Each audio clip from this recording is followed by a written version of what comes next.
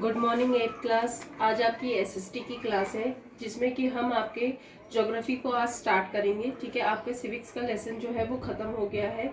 आपका FA1 में civics का सिर्फ एक ही चैप्टर आ रहा है। अब हम FA1 में जियोग्राफी को स्टार्ट करेंगे। ठीक है, ज्योग्राफी में जो है आपका लेसन 14 है, रिसोर्सेज। क्या है? रिसोर्सेज। ठीक है, रिसोर्सेज से आप क्या समझते हैं? रिसोर्सेज यानी कि संसाधन। रिसोर्सेज वो होते हैं जो हमारी बेसिक जो नेसेसिटी होती है उसको फुलफिल करते हैं। वो क्या कहलाते हैं? रिसोर्सेज कहलाते हैं। इसमें इस चैप्टर में आप पढ़ेंगे रिसोर्सेज को 3 टाइप्स में बांटा गया है। एक आपके होते हैं नेचुरल रिसोर्सेज, ठीक है, दूसरा होता है आपका ह्यूमन रिसोर्सेज और तीसरा होता है ह्यूमन मेड रिसोर्सेज। ठीक है, तो इसके बारे में हम इसमें डिटेल में पढ़ेंगे कि ये तीनों रिसोर्सेज में आपको क्या बताया गया है कि नेचुरल रिसोर्सेज क्या होते हैं, उसके पार्ट बताए गए हैं, ह्यूमन रिसोर्सेज क्या होते हैं और ह्यूमन मेड रिसोर्सेज क्या होते हैं। ठीक है, तो आप सभी जो है अपनी बुक्स ओपन कर लीजिए। तो आज हम आपका लेसन 14 रिसोर्सेज को स्टार्ट करने जा रहे हैं। तो इसमें पहले आपको क्या बताया गया है? Uh resources is anything that is used by humans to fulfil their needs. ठीक है, मैंने आपको पहले ही बताया था कि रिसोर्सेज क्या होते हैं। वो संसाधन होते हैं जो हम इंसानों के द्वारा जो हमारी बेसिक जो नेसेसिटीज होती है, हमारी नीड होती है, उनको पूरा करने के लिए इस्तेमाल किए जाते हैं। ठीक है, examples of resources include food, air, water, would, minerals, so on and so fourth. ठीक है, आप रिसोर्सेज में किस किस को शामिल कर सकते हैं? आप रिसोर्सेज में फूड ले सकते हैं, एयर ले सकते हैं, वाटर ले सकते हैं, वुड ले सकते हैं, ठीक है, और मिनरल्स को भी ले सकते हैं। ठीक है, Thus we see that there is an endless list of resources। इस तरीके से हम देखते हैं कि एक बहुत ही लंबी लिस्ट है रिसोर्सेज की, ठीक है, जिसका कोई अंत नहीं है। As a result, for better understanding, resources have been classified into 3 broader categories। ठीक है, अब इसको अंडरस्टैंड करने के लिए कि रिसोर्सेज क्या होते हैं, ये एक एंडलेस लिस्ट है, लेकिन इसको जो है 3 कैटेगरीज में बांटा गया है। मैंने आपको पहले ही बताया था वो कौन कौन सी 3 कैटेगरीज है। नेचुरल रिसोर्सेज, ह्यूमन रिसोर्सेज और ह्यूमन मेड रिसोर्सेज। ठीक है, they are natural resources, human resources and human made resources. अब हम सबसे पहले किसे समझेंगे? नेचुरल रिसोर्सेज को समझेंगे। ठीक है, नेचुरल रिसोर्सेज होते क्या है? Resources like sunshine, air, water, soil, plants, animal, etc. which are obtained from natural are natural resources। ठीक है, वो संसाधन जो आपको प्रकृति से मिलते हैं वो क्या कहलाते हैं? आपके नेचुरल रिसोर्सेज कहलाते हैं। जैसे कि आपका एयर हो गया, वाटर हो गया, सॉइल हो गया, प्लांट्स हो गया, ये आपको किससे मिलते हैं? नेचर से मिलते हैं और नेचुरली मिलते हैं, प्राकृतिक रूप से मिलते हैं। ठीक है, These are also classified into 3 groups। ठीक है, अब इसको भी आप नेचुरल रिसोर्सेज को भी 3 ग्रुप में बांट सकते हैं। वो कौन से हैं? Biotic and abiotic. ठीक है, resources, ubiquitous and localised resources, renewable and non renewable resources. अब जो है हम बायोटिक एंड अबायोटिक रिसोर्सेज है उसको जो है डिटेल में समझेंगे कि ये क्या चीज है। ठीक है, those natural resources which have been derived from living things are known as biotic resources. ठीक है, वो नेचुरल रिसोर्सेज, वो प्राकृतिक संसाधन जो आप लिविंग थिंग्स यानी कि जीवित चीजों से लेते हैं वो क्या कहलाते हैं? आपके बायोटिक रिसोर्सेज यानी कि जैविक रिसोर्सेज कहलाते हैं, संसाधन कहलाते हैं। जैसे कि आपकी वुड हो गई, ठीक है, लकड़ी हो गई, क्रॉप्स यानी कि फसल हो गई आपकी, मीट हो गया, लेदर हो गया, मेडिसिन हो गई आपकी। ये आप किससे लेते हैं? प्लांट्स और एनिमल्स से। और आपको पता ही है कि प्लांट्स और एनिमल्स क्या है? लिविंग थिंग्स है। ठीक है, एक्सेट्रा कॉन्स्टिट्यूट बायोटिक रिसोर्सेज। ये क्या कहलाते हैं? आपके बायोटिक रिसोर्सेज कहलाते हैं। तो बायोटिक रिसोर्सेज वो होते हैं जो आपको लिविंग थिंग्स से मिलते हैं। ठीक है, लिविंग थिंग्स से आपको क्या क्या चीजें मिलती हैं? आपको मिलती है क्रॉप्स मिलती है, मीट मिलती है, लेदर मिलता है, मेडिसिन मिलती है। और वो ये जो सब चीजें आपको कौन सी लिविंग थिंग्स से प्राप्त होती हैं? आपके प्लांट्स और एनिमल्स से। ठीक है, On the other hand, abiotic resources are derived from non-living things। ठीक है, और जो abiotic resources होते हैं वो हमें non-living things से मिलते हैं। जैसे कि stones हो गए, minerals हो गए, sand हो गया और clay हो गया। ठीक है, पत्थर हो गए, ठीक है, minerals यानी कि खनिज हो गए, आपकी रेत हो गई, clay हो गई, ये हमें किससे मिलते हैं? आपकी ये जो है non-living things होती हैं उनसे हमें abiotic जो है resources हमें मिलते हैं। फिर उसके बाद आता है आपका यूबिक्विटोस एंड लोकलाइज्ड रिसोर्सेज। ठीक है, यूबिक्विटोस क्या होते हैं और लोकलाइज्ड रिसोर्सेज क्या होते हैं? आपके natural resources like air, water, sunlight etcetera are available everywhere. ठीक है, आपको पता है जो प्राकृतिक संसाधन जैसे कि एयर हो गई, वाटर हो गई, सनलाइट हो गई, ये आपको हर जगह मिलते हैं। ठीक है, एवरीवेयर है। ठीक है, and they constitute ubiquitous resources. और आप इसको किस में देखते हैं? यूबिक्विटस रिसोर्सेज में आप इसको देखते हैं। यूबिक्विटस का मतलब होता है सर्वव्यापी, यानी कि आपको ये चारों तरफ मिलेंगे। ठीक है, यूबिक्विटस का मतलब क्या होता है? सर्वव्यापी, यानी कि चारों तरफ मिलने वाले। हवा भी आपको चारों तरफ मिलती है, पानी भी आपको चारों तरफ मिलता है, और सनलाइट, सूर्य की रोशनी भी आपको हर जगह मिलती है। तो यूबिक्विटस क्या होते हैं? वो रिसोर्सेज होते हैं जो कि सर्वव्यापी होते हैं। ठीक है, those resources which are found only in specific place are termed as localised resources. ठीक है, और कुछ रिसोर्सेज जो आपको किसी खास जगह पर ही मिलते हैं वो क्या कहलाते हैं? आपके लोकलाइज्ड रिसोर्सेज कहलाते हैं। जैसे कि आपका पेट्रोलियम हो गया, ठीक है, कोल हो गया, and minerals are example of localised resources. और मिनरल्स हो गए, ये किसके एग्जाम्पल है? लोकलाइज्ड रिसोर्सेज के। ठीक है, यूबिक्विटस क्या होता है? सर्वव्यापी होता है, और लोकलाइज्ड जो होता है वो किसी सीमित क्षेत्र तक ही सीमित होते हैं। ठीक है, अब है आपका renewable and non renewable resources. Renewable resources क्या होते हैं? नवीकरणीय, यानी कि आप इनको दोबारा से इस्तेमाल कर सकते हैं।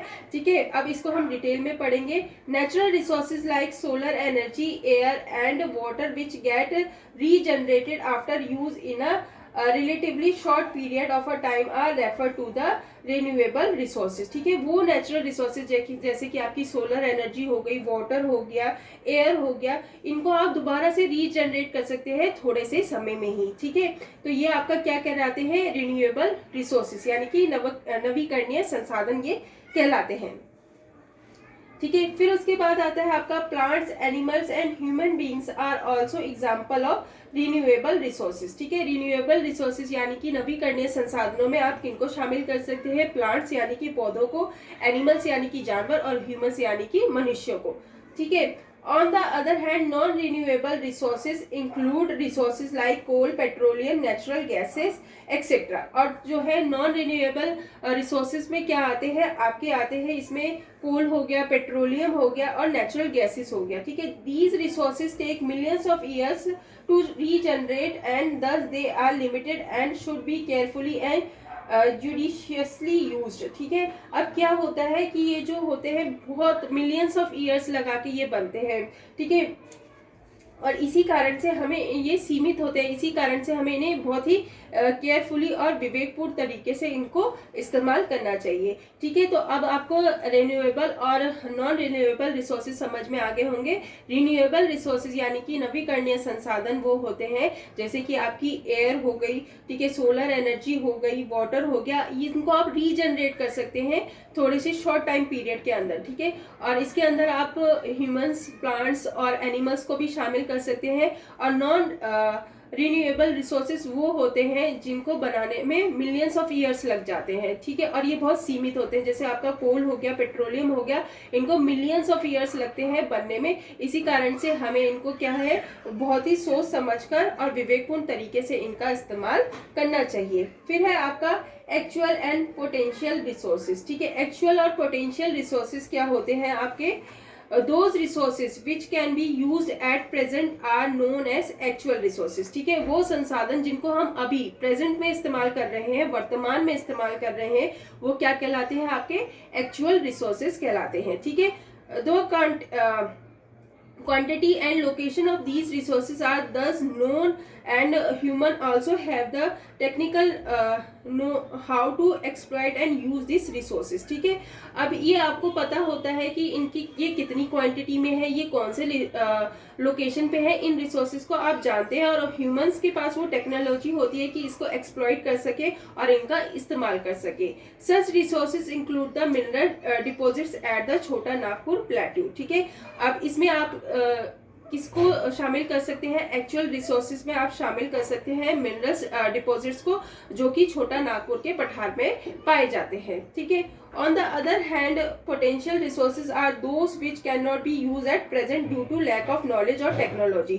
और दूसरी तरफ से पोटेंशियल रिसोर्सेज में वो रिसोर्सेज आते हैं जिनका अभी आप वर्तमान में इस्तेमाल नहीं कर रहे होते हैं, क्योंकि हमें उसकी नॉलेज नहीं होती और ना ही हमारे पास वो टेक्नोलॉजी होती है कि हम उसका इस्तेमाल कर सके, but can be used in the future when there is more advance technology to extract them. लेकिन हम फ्यूचर में उसका इस्तेमाल कर सकते हैं जब हमारे पास और भी ज़्यादा आधुनिक जो है तकनीक आ जाए। जैसे कि एग्जांपल लीजिए, जो मिनरल्स जो हैं, जो आपके आइस कवर हैं इन अंटार्कटिका में, ठीक है, उसका इस्तेमाल आप भविष्य में कर सकते हैं जब आपके पास और अधिक जो है टेक्नोलॉजी जो है और अधिक विकसित हो जाए, ठीक है। क्लास अभी हम पोटेंशियल रिसोर्सेज को समझ रहे थे। पोटेंशियल रिसोर्सेज वो रिसोर्सेज होते हैं जिनका इस्तेमाल आप फ्यूचर में कर सकते हैं जब आपके पास एडवांस टेक्नोलॉजी आ जाए। इसमें आपने एग्जांपल जो समझा था वो क्या था, उन मिनरल डिपॉजिट्स का जो कि आपके आइस कवर के नीचे है अंटार्कटिका में, ठीक है। अब हम इसकी लेसन के जो है हार्ड वर्ड्स और वर्ड मीनिंग को समझ लेते हैं। पहला आपका हार्ड वर्ड है रिसोर्सेज, दूसरा है बायोटेक, तीसरा है यूबिक्विटस, ठीक है, renewable, potential, mineral, conservation, population, exploitation, depleted, ठीक है।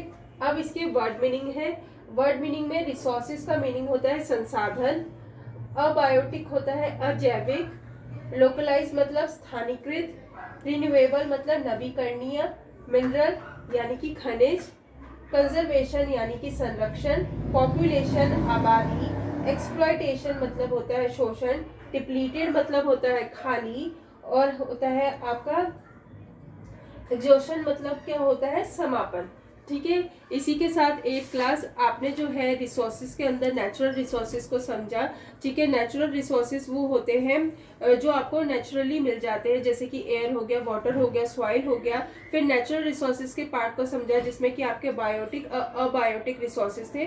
बायोटिक रिसोर्सेज वो रिसोर्सेज थे जो आपको लिविंग थिंग्स से मिलते हैं, जैसे कि एनिमल और प्लांट से मिलने वाले थिंग, और अबायोटिक थिंग्स वो थे जो आपको नॉन लिविंग थिंग्स से मिलते हैं, ठीक है। फिर उसके बाद था आपका यूबिक्विटस, ठीक है, यूबिक्विटस और लोकलाइज्ड रिसोर्सेज। यूबिक्विटस वो रिसोर्सेज थे जो कि आपको हर जगह पर मिलते हैं, यानी कि वो सर्वव्यापी हैं, जैसे कि आपका एयर हो गया, वाटर हो गया, सनलाइट हो गया। और लोकलाइज वो होते हैं रिसोर्सेज जो कि एक सीमित क्षेत्र तक ही सीमित होते हैं, जैसे कि पेट्रोलियम हो गया, कोल हो गया। उसके बाद आपने रिन्यूएबल और जो था नॉन रिन्यूएबल रिसोर्सेज को पढ़ा। रिन्यूएबल रिसोर्सेज वो रिसोर्सेज थे जिनको आप शॉर्ट पीरियड ऑफ टाइम के अंदर रीजनरेट कर सकते हैं, ठीक है, जैसे कि सोलर एनर्जी हो गया, एयर हो गया, ठीक है, ये आप क्या है रीजनरेट कर सकते हैं शॉर्ट टाइम के अंदर, ठीक है। नॉन रिन्यूएबल थिंग्स वो थी जिनको जनरेट होने में मिलियंस ऑफ ईयर्स लग जाते हैं, जैसे कि आपके पेट्रोलियम हो गया, कोल हो गया, ठीक है। फिर आप इसने उसके बाद एक्चुअल और